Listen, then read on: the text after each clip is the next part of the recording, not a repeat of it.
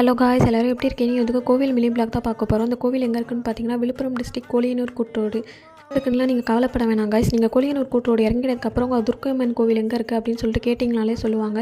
இந்த கோவில் வந்து ரொம்ப சக்தி வாய்ந்த கோவில், சுயம்பாவே உருவானது. இந்த கோவிலில் வந்து ராககால நேரங்களில் வந்து விளக்கு போடுவாங்க. வெள்ளிக்கிழமை, ஞாயிற்றுக்கிழமை, செவ்வாய்க்கிழமைகள் வந்து ராககால நேரங்களில் வந்து விளக்கு போடணும். கோவில் வந்து ரொம்ப சக்தி வாய்ந்த கோவில் காய்ஸ். ராககால நேரங்களில் வந்து பார்த்தீங்கன்னா தெரியும், எப்போவுமே கூட்டமாக தான். வாக்கியம் இல்லாதவங்களுக்கு, திருமணை தடைப்பட்டவங்களுக்கு, அப்புறம் நினச்ச காரியம் நடக்கணும் அப்படின்னு சொல்லிட்டு இருக்கவங்களுக்கு, அவங்களாம் வந்து வேண்டிக்கிட்டு 9 வாரம் வந்து விளக்கு போடுங்கன்னா கண்டிப்பாக நீங்கள் நினச்ச நடக்கும் காய்ஸ். ஃபஸ்ட் டைம் வந்து பார்த்தீங்களே பாசிட்டிவ் வைப்ஸாக இருக்கும். கண்டிப்பாக நீங்களும் வந்து விசிட் பண்ணி பாருங்கள். நீங்கள் பட்டு இந்த கோயிலுக்கு கூப்பிட்டு போயிருந்தேன். பட்டு என்னென்ன பண்ணுறான்னு சொல்ல பாருங்கள் காய்ஸ்.